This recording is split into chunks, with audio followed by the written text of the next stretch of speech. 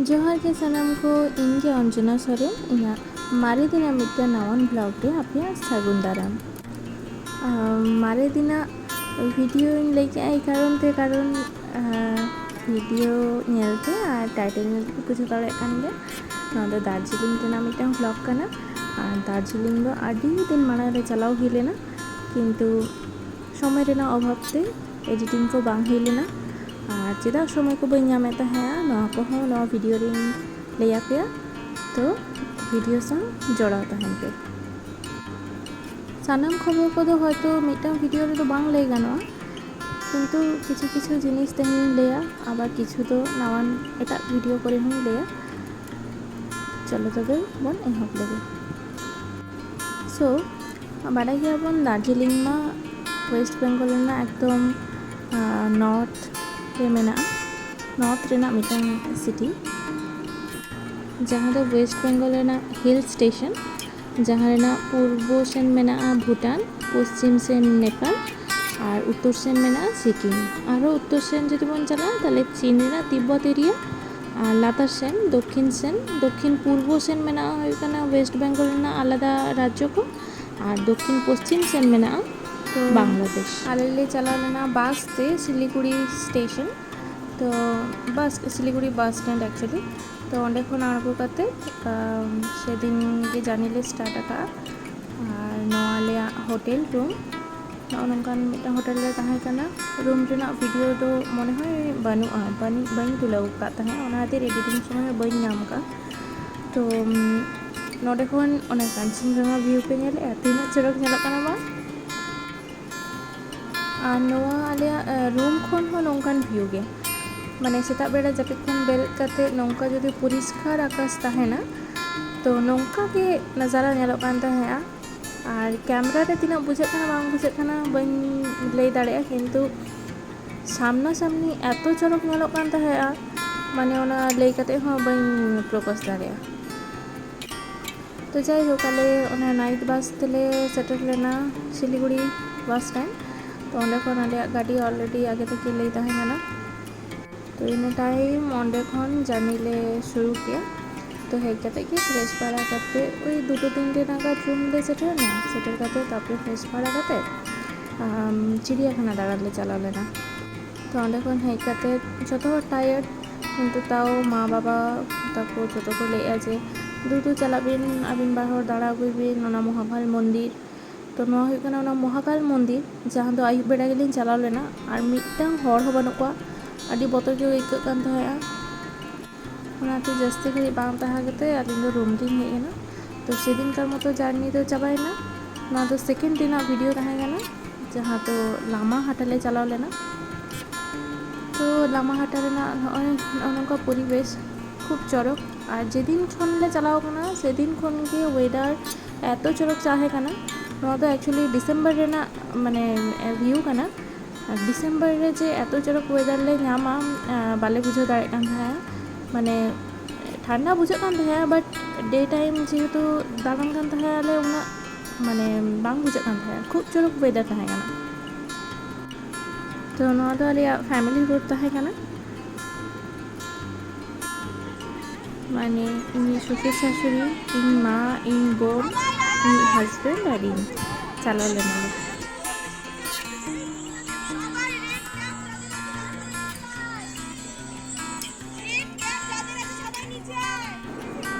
तो जहाँ खबर लैना ताहे कना ओना हुई कना नाउ आई एम मैरिड एक बछर हुईना बापलाइना तो ओना खातिर के नितो दो इना लाइफ स्टाइल कटी एटा रकम हुई कना जेहेतु एटा जायगा रे ताहेन ओंडेना माने नतुन करे मिदटांग गोछानो जतो जिनिस संसार गोछानो तो मिदटांग आलादा रकम लाइफ स्टाइल ओना खातिर एडिटिंग रेना हो समय बांग हुई गया तो ताओ इन भाबा कि जे आदि दिन वीडियो को बई आड़ागेआ और नंते वीडियो को आदि गान जमा कना मने जे एडिटिंग आड़ागे तो ओना को बांग हुई कान ताहे तो ओना खातिर आदि दिन करे नवा वीडियो आरकी आड़ागेआ एनीवेज ओना लामा हाटा परे आले तारपरे ले हेज लेना सिटोंग सिटोंग रे ओने ऑरेंज गार्डन नेल एक्चुअली मेन एट्रैक्शन ले ओनागे ताहे कना मेन टारगेट ओनागे ताहे कान तले जे ऑरेंज गार्डन ले चला ऑरेंज चे लेका को माने ओंडे को चासा बा चे लेखान बागान हुई गया नोआ को नेल खातिर ले चलाव लेना फर्स्ट ले प्लान ताहे जे सिटोंग रेगे मी दिन ले ताहे ना तो ओंडे माने जहां यार की नोका ऑरेंज गार्डन मेना ओंकर मिटन होम स्टे ले ताहे ना बाट बांग ताहे हुइलना कारण इनी हस्बैंड गाते गाते ओंडे होटल मेना दार्जिलिंग रे तो ओंडे गेले स्टे ताहे तो ओना खातिर सिटोंग रे तो ताहे बांग हुई केना तो डे 2 रे लामा हाटा ले चलाए ना ऑरेंज गार्डन ले चलाए ना तो आर मिटन आले ताहे कना जे ओई बोटानिकल गार्डन तो ओना गार्डन रे मा चला समय बंद माने जखन ले सेटेल करा तखन बंद হয় না এরপরে ডে 3 রে আলে তাহে কানা টাইগার হিল চলার না তো আলে ভোর 4:30 আলে উঠলে না সেদিন আর সেটেলতে মোটামুটি আধা ঘন্টা গান সময় লাগালে না আর নয় কানা নোয়া টাইগার হিল না ভিউ এত ভিড় আর ওনা জায়গা এত ঠান্ডা হাওয়া माने एतो कनकने माने जहां को बिना ग्लाव्स कते को हेज कना चे लेखा चे मेना को चे लेखा चे नुंकु नोआ ठंडा को सह्य दाड़े कान थाहे तो टाइगर हिल ले चलाव लेना नोआ सानराइज नेल खातिर सेदिन 6:10 रे राकाब लेना और पुरो ओना सानराइजटा एत चरक हुई कान थाहे डायरेक्टली जखन ओना कांचनजंगा रे आलो पड़ा कान थाहे पुरो आरा के नेलोग कना तारपरे माने एतो आरा तारपरे गोल्डन कलर नोंका एतो परिवर्तनोग कना तो ओना खूब भागे नेलोग कान थाहे तो ओना सानराइज नेल परे ता बुद्धिस्ट टेम्पल मिटन ताहे कना ओंडे चलाव लेना ओंडे एमन गे काकार कुकुर अवस्था एतो रेयार ते को जांगा को जेनो काट चावा कना कारण उन रेयार मा एर आगे मा बांग फिल हुई कना तो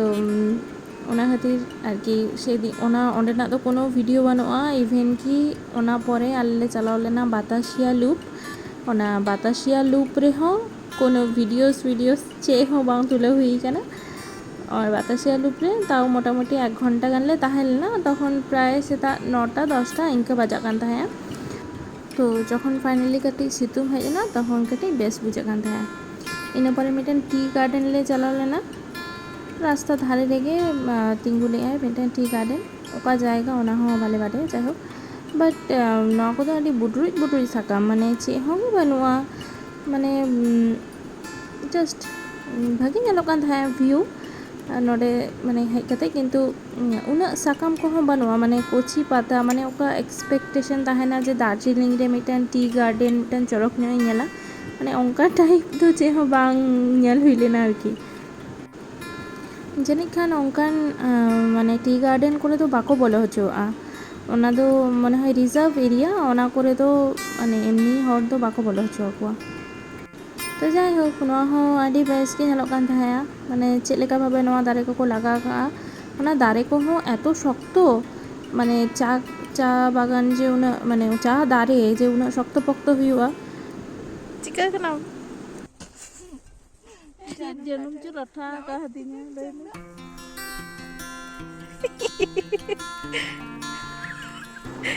नोडे नेले पे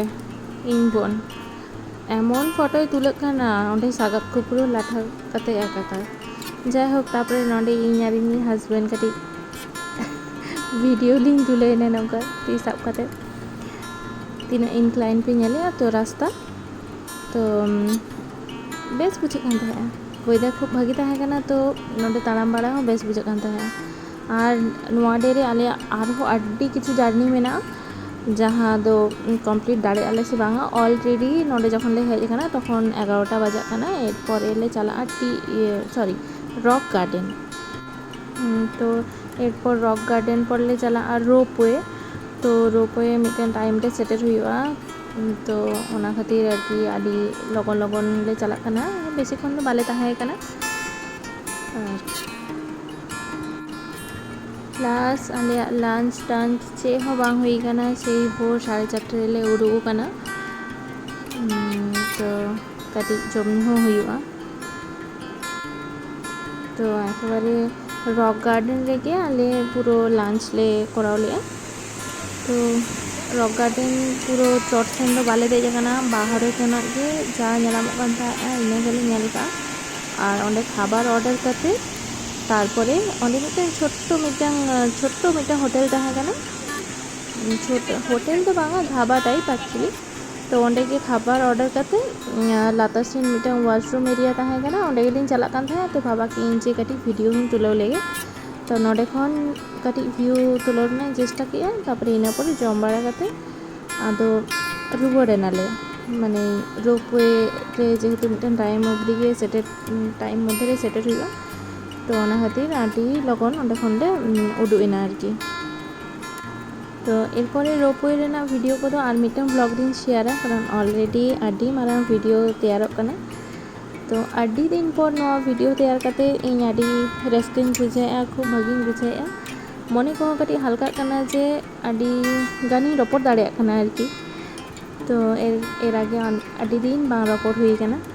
तो आपे सानाम को चेलका मेना पेया इन कमेंट रे जानाइन पे और नोआ भिडियो चेलका पे बुझाव केया नोआ हो कमेंट रे जानाइन पे। तो एरपरे इन जखन गे समय नामा तखन गे भिडियो तैयारा माड़ांग खन बाñ लैया जे लगन भिडियो आड़ागा बा लगन हिजुआ। तबे मा एनखान जोहार।